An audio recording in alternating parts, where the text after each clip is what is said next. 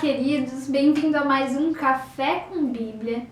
Se você não preparou o seu café ou o seu chimarrão, você ainda pode pausar esse vídeo e fazer isso para que esse tempo também seja um tempo gostoso de ler a palavra de Deus, aproveitando também daquilo que Ele nos oferece. E hoje nós vamos falar sobre um assunto polêmico, mas não para gerar polêmica, para poder esclarecer para nós aquilo que é a vontade de Deus diante do tema da política. Nós estamos nos aproximando das eleições municipais e precisamos nos preparar para esse momento. O que é que nós podemos fazer? Os cristãos, afinal, devem se envolver na política, se candidatar? A gente quer conversar um pouquinho sobre isso. E eu quero convidar você a ter um momento de oração antes de nós partirmos para esse estudo, para que Deus realmente possa, com o seu Espírito Santo, nos dar discernimento sobre aquilo que é a vontade dEle, sobre aquilo que nós podemos fazer. E vamos orar então. Senhor Jesus, obrigada por essa oportunidade de estudar da Tua Palavra.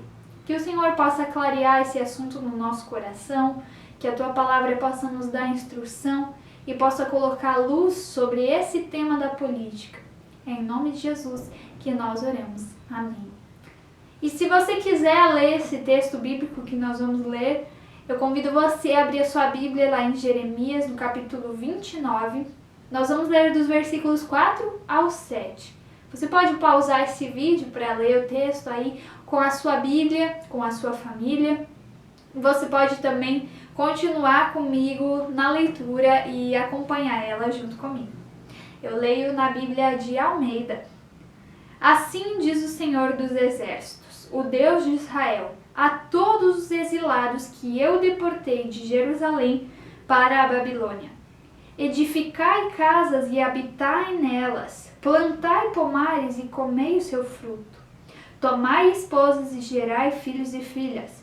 Tomai esposas para vossos filhos e dai vossas filhas a maridos, para que tenham filhos e filhas.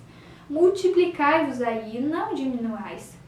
Procurai a paz da cidade para onde vos desterrei, e orai por ela ao Senhor, porque na sua paz vós tereis paz. Deus enviou uma mensagem ao seu povo. E essa mensagem pode não fazer muito sentido quando a gente não entende o contexto daquilo que estava acontecendo. Lembra que houve um momento em que o povo de Deus ele foi levado como exilado para outro país. A Babilônia tomou conta de Jerusalém e destruiu parte da cidade e levou algumas dessas pessoas lá para o seu país.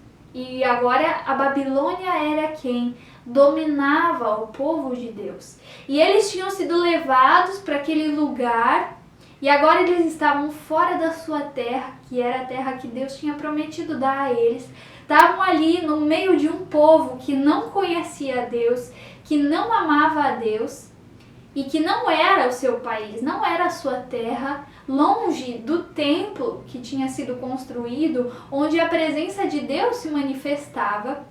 E agora eles recebem ali, no meio daquela situação, uma mensagem do próprio Deus dizendo para eles: gente, primeira coisa, eu que trouxe vocês para esse lugar. Ali diz, que eu deportei a todos os exilados que eu deportei de Jerusalém para a Babilônia. Essa mensagem era para as pessoas que o próprio Deus tinha feito serem levadas de Jerusalém para outro lugar. Aquela situação parecia estar fora do controle de Deus, Imagina as pessoas pensando: cadê o nosso Deus poderoso que nos deu aquela terra onde nós habitávamos, que habitava naquele templo que estava ali no nosso meio? O que aconteceu com esse Deus? E Deus estava dizendo para eles: eu ainda tenho o controle de todas as coisas. Fui eu quem trouxe vocês para esse lugar. Ainda que a política, o governo deles e mesmo a religião estava assim, se despedaçando, tinha perdido todo o seu poder, tinha perdido toda a sua estrutura, ainda assim Deus estava sob controle de todas as coisas. E Deus deixou isso claro para eles. Não se preocupem com a confusão que isso parece estar sendo. Eu continuo no controle e esse é o meu desejo para vocês nesse momento. E a partir disso, Deus dá orientações claras para aquele pessoal, dizendo: aí aonde vocês estão, onde eu coloquei vocês, agora vocês se estabeleçam. Deus diz: construam casas, façam plantações, continuem se dando em casamento, tendo filhos, multipliquem o povo aí no meio da Babilônia. No meio desse pessoal que não me conhece, ali vocês vão habitar. Não somente visitar, estar de passagem, mas Deus diz para eles: eu quero que vocês façam desse lugar o lugar onde vocês moram, o lar de vocês. Deus estava querendo deixar claro para eles que ainda que eles fossem estrangeiros, aquela situação, ela ia durar muito tempo. E o desejo de Deus era que aquele povo continuasse a sua vida e não esperasse aquilo terminar. Que eles se estabelecessem. A gente não constrói casa num lugar onde a gente vai ficar por pouco tempo. Tanto que foi para isso que foram criados hotéis nos quais a gente pode ir, dormir, ter tudo aquilo que a gente precisa e depois voltar para casa. Quando a gente está de passagem, a gente não se envolve, não constrói, não se estabelece. Deus queria deixar claro: agora aqui é o lar de vocês, o lugar por qual eu levei vocês. E é muito interessante que Deus diz para eles: a paz dessa cidade na qual vocês estão, desse país que é um país de pagãos, a paz deles vai ser também a paz de vocês. Se essa cidade estiver se desenvolvendo, estiver prosperando, então vocês também vão estar bem. E quando Deus diz sobre a paz, a palavra é shalom. Shalom não quer dizer só paz no sentido de ausência de guerra, mas shalom é também todo um bem-estar com relação à saúde, com relação à segurança. Então, se a saúde daquele lugar ia bem, o povo de Deus estaria bem na sua saúde. Se a segurança daquele lugar estivesse bem, também a segurança do povo estaria bem. Por quê? Porque aquela agora não era só a cidade dos babilônios, mas era a Babilônia onde o povo de Deus estava habitando. Você imagina se Panambi, ou a cidade na qual você está morando, se ela tem problemas com a segurança, problema de criminalidade, isso não vai afetar você também? Se a sua cidade tiver um bom sistema de saúde, onde as coisas funcionam, isso não vai ser um benefício também para você? Deus estava deixando isso claro para o povo. Comecem a olhar para o lugar que vocês estão como um lugar no qual vocês pertencem agora. O lugar que vocês agora podem abençoar. Orem por esse lugar, porque esse lugar influencia na vida de vocês. Esse lugar agora é o lugar no qual vocês habitam. A nossa cidade influencia na nossa vida. O bem-estar da nossa cidade é também o nosso bem-estar. E Deus estava dizendo: busquem isso, orem por isso. Ainda que sejam pagãos vivendo nessa cidade, no meio disso tudo, vocês estão ali. Vocês são o meu povo. E é isso que vocês devem buscar. O bem, a prosperidade, a shalom do lugar no qual vocês estão. E essa é uma lição preciosa para nós. Deus também está dizendo: o lugar onde você está é o lugar que Deus te colocou. Deus te colocou nessa cidade para habitar nessa cidade e para agora buscar, se dedicar pelo bem do lugar no qual você está morando, no qual você está habitando. Porque a shalom de Panambi vai ser também a tua shalom. A prosperidade, o desenvolvimento de Panambi ou da cidade na qual você está, vai ser também o teu desenvolvimento. E agora, com as eleições municipais se aproximando, nós temos de novo a responsabilidade de dedicar-nos a buscar a shalom de Panambi, a shalom do nosso município. Essa é uma oportunidade que nós temos de tornar esse lugar um lugar que se desenvolva, um lugar que é um lugar bom de viver. E nós precisamos levar a sério isso que está para acontecer. Deus mesmo disse, sim, vocês não pertencem mais a esse lugar. Sabe que nós, assim como o povo, quando nós conhecemos a Jesus e nos entregamos a Ele, nós passamos a ser estrangeiros nos lugares nos quais nós estamos. Estrangeiros nessa terra. Mas ainda assim, nós somos chamados a nos preocupar com aquilo que acontece ao nosso redor, com aquilo que acontece no nosso município, no nosso país. E isso está escrito lá em 1 Pedro 2, versículo 11 e 12, diz assim: Amados, exorto-vos como peregrinos e forasteiros que sois, a vos absterdes das paixões carnais que fazem guerra contra a alma, mantendo exemplar o vosso procedimento no meio dos gentios, para que naquilo que falam contra vós outros como de malfeitores, observando-vos em vossas boas obras, glorifiquem a Deus no dia da visitação. Sujeitai-vos a toda instituição humana por causa do Senhor, quer seja rei como soberano, quer as autoridades como enviadas por ele, tanto para castigo dos malfeitores, como para louvor dos que praticam o bem. Acabei lendo o versículo 13 e o 14, porque ele nos diz, Pedro está instruindo o povo de Deus a se sujeitar às autoridades do lugar no qual eles estão. Aqueles que amam a Jesus não pertencem a esse mundo. São forasteiros, são estrangeiros, estão de passagem nesse mundo, porque a sua pátria já não é mais aqui. A sua pátria é no céu.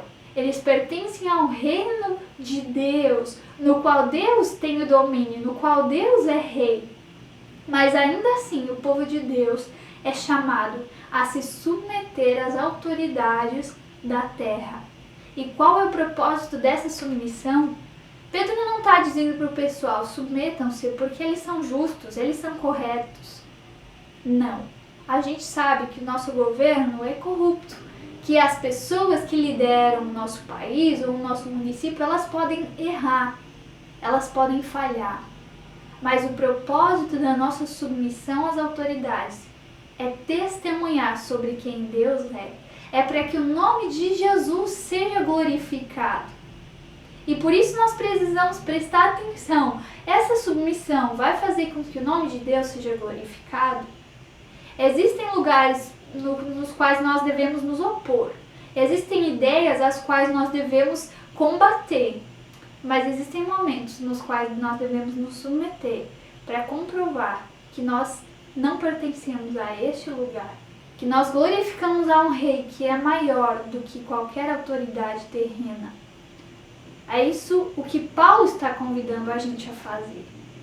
A viver na submissão, mas a viver para testemunhar sobre quem Jesus é. É verdade que o nosso Deus é um Deus sobre todas as coisas, também sobre as nossas autoridades, sobre a nossa política. E nós servimos a esse Deus. Um outro versículo que eu gostaria de compartilhar com você é um versículo que está lá em João, no capítulo 18, dos versículos 33 ao 36, onde Jesus está diante do Pilatos e eles têm um diálogo ali logo antes da crucificação de Jesus. Tornou Pilatos a entrar no pretório, chamou Jesus e perguntou-lhe: És tu o rei dos judeus? Respondeu Jesus: Vem de ti mesmo essa pergunta ou te disseram outros a meu respeito? Replicou Pilatos: Porventura sou judeu? A tua própria gente e os principais sacerdotes é que te entregaram a mim. Que fizeste? Respondeu Jesus: O meu reino não é deste mundo. Se o meu reino fosse deste mundo, os meus ministros se empenhariam por mim, para que não fosse eu entregue aos judeus. Mas agora o meu reino não é daqui. Pilatos pergunta para Jesus se ele é o rei dos judeus. Se os judeus estavam querendo que ele se tornasse um líder do governo, da política dos judeus. E Jesus diz: essa pergunta ela está vindo de ti ou você ouviu outras pessoas falando que eu sou o rei dos judeus? E o Pilatos tenta fugir dizendo: olha, por acaso eu sou judeu? Isso não é uma coisa que faz diferença para mim. Eu não preciso, né? O Pilatos querendo dizer para Jesus: eu não preciso decidir se você é um rei dos judeus ou não. Isso é com os judeus. Mas aí ele mesmo pergunta porque o Pilatos estava incomodado com aquela situação. Se Jesus era o rei dos judeus, por que os judeus estavam entregando Jesus? E ele pergunta: o que foi que você fez para que o teu próprio povo te entregasse para morrer como um criminoso? E aí Jesus deixa bem claro que o reino que ele estava trazendo, estabelecendo e anunciando não era um reino deste mundo. Não era um reino sobre os judeus, sobre um povo específico, uma nação. Era um reino de outro mundo. Um reino que não tinha a ver com partido político, não tinha a ver com cargo político. Era um reino que estava sobre todas essas coisas. Jesus disse: se o meu reino fosse desse mundo, o meu pessoal ia estar aí lutando por mim. A gente ia entrar em guerra com as autoridades desse mundo. Mas o meu reino, ele é superior. Ele é de fora. E por isso a gente não precisa guerrear contra vocês. A gente já está sobre essas autoridades, sobre esses governos. Por isso, essa é uma coisa que a gente precisa ter clareza. O reino de Deus não é deste mundo. Por isso, o reino de Deus não tem a ver com o partido no qual nós estamos. O meu partido não é o reino de Deus. Um cargo político não é o reino de Deus. O governo de um país não é o reino de Deus. O reino de Deus, ele se dá de outra forma. Que é um reino sobre essas autoridades, sobre esses governos. O reino de Deus é um reino no qual Deus é o rei, no qual reina a justiça, no qual reina a verdade, no qual reina a shalom, a paz.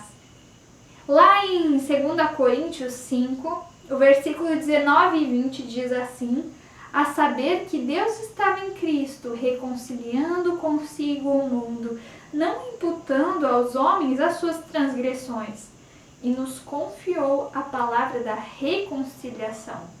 De sorte que somos embaixadores de Cristo, como se Deus exortasse por nosso intermédio. Em nome de Cristo, pois, rogamos que vos reconcilieis com Deus. Paulo nos diz que nós somos embaixadores de Cristo. Nós somos representantes do reino de Deus nessa terra.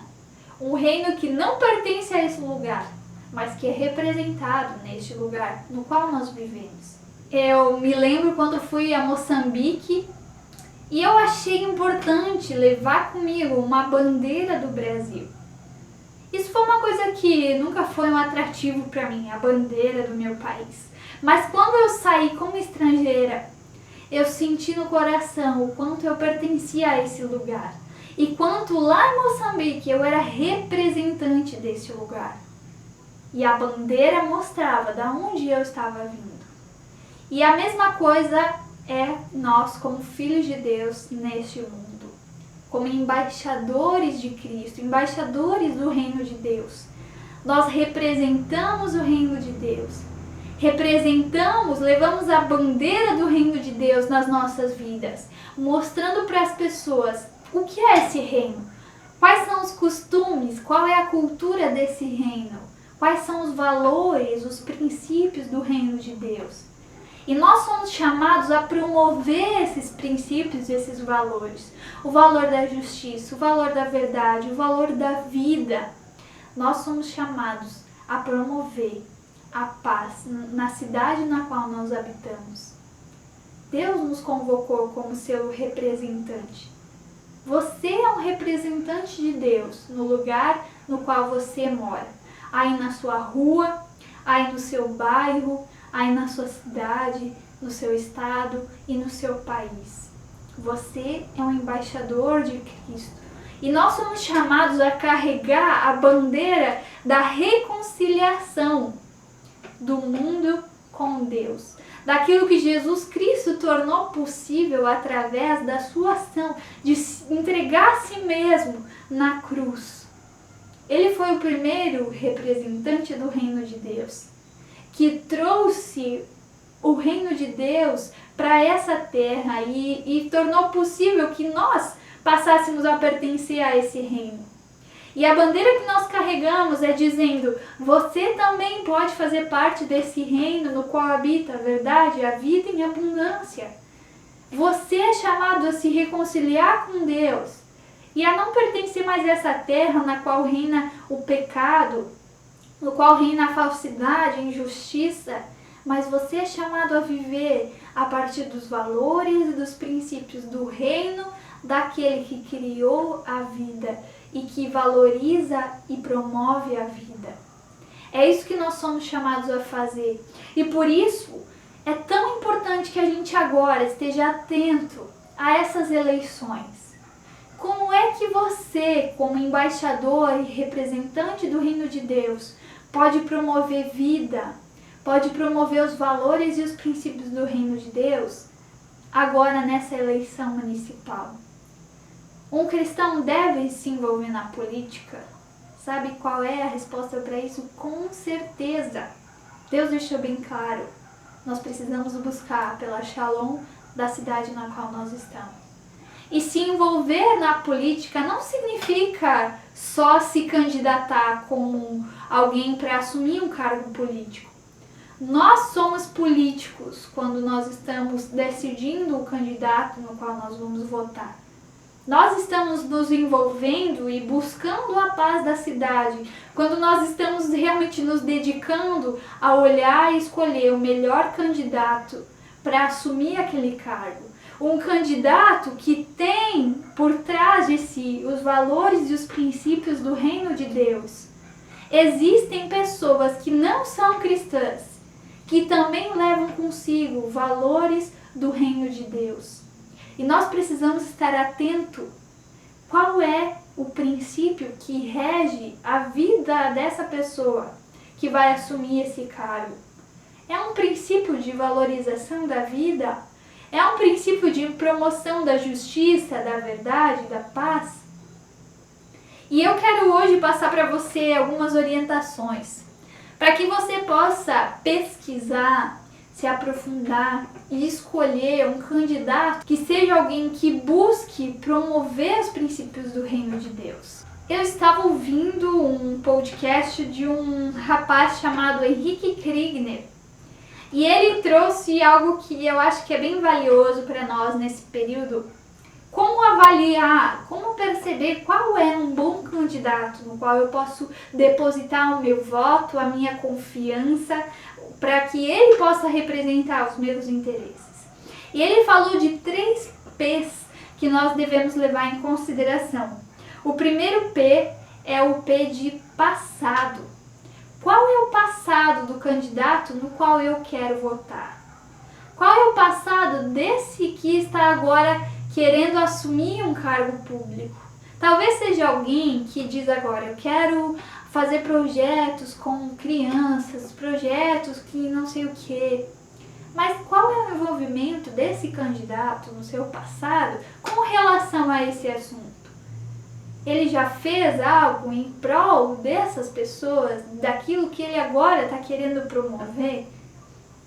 Uma segunda coisa que nós podemos levar em consideração, o segundo P é o P de partido. Os partidos, eles têm um domínio, digamos assim, uma autoridade sobre o candidato. E eles podem privar o candidato em alguns sentidos depois que ele assume o seu cargo. E por isso é importante nós analisarmos e estudarmos os princípios e os valores do partido, do candidato no qual nós queremos votar. Esse partido promove princípios e valores que são princípios e valores do reino de Deus? A internet está cheia de informações para nos ajudar. E você pode tirar um tempo para pesquisar a fundo com relação ao partido do candidato no qual você está tendo interesse. E o terceiro P que você pode levar em consideração na hora de escolher o seu candidato é planejamento. O seu candidato pode dizer que tem o projeto para lutar contra a corrupção, mas como ele vai fazer isso? Quais são os passos que ele vai ter para fazer isso? São passos concretos? Ele está realmente se importando em alcançar o resultado que ele está querendo? É importante a gente estar ligado em tudo isso. Porque, pensa comigo, a pessoa que você vai votar, que talvez possa ser eleita, ela vai estar sobre o governo da sua cidade durante muitos anos. Então, se a gente tiver que tirar um dia todo para se dedicar a essa pesquisa, esse dia vai influenciar nos próximos 4 anos na nossa decisão. A gente gosta tanto de reclamar, né? As ruas estão com buracos, a saúde é tão devagar, não sei o que. A gente reclama, mas agora é o momento da gente também fazer algo para que essas reclamações não aconteçam mais. E eu quero convidar você a tirar um tempo para pesquisar sobre o passado, sobre o partido e sobre o planejamento do seu candidato, para ver se realmente vale a pena dedicar o seu voto a essa pessoa. Você, como o embaixador do reino de Deus, precisa agora colocar o seu voto em alguém que pode levar esses princípios e valores para colocar em execução na cidade na qual você habita. E eu também quero deixar aqui embaixo na descrição um link onde você vai poder encontrar os candidatos de Panambi. Você vai poder saber os nomes, o partido e outras características desse candidato. E você pode pesquisar um pouquinho a partir do nome. Uma coisa que revela muito sobre as pessoas e que nós podemos facilmente ter acesso são as redes sociais. Então, dedique-se. Esse é o momento da gente promover a Shalom do lugar no qual nós moramos. Lembre-se que a cidade na qual você está foi o próprio Deus que escolheu para você. E que você possa fazer desse lugar o seu lar, o lugar no qual você quer testemunhar com a sua vida sobre esse Deus glorioso e esse reino do qual você faz parte. Que Deus te abençoe, que você possa desde já estar orando por esses candidatos que vão ser eleitos, pelas pessoas que vão ter a opção de votar e para que elas tenham discernimento, sabedoria, para escolher uma pessoa que realmente possa levar a sério o seu cargo e que possa levar os valores do reino de Deus para aplicar na cidade na qual você está. Que Deus te abençoe.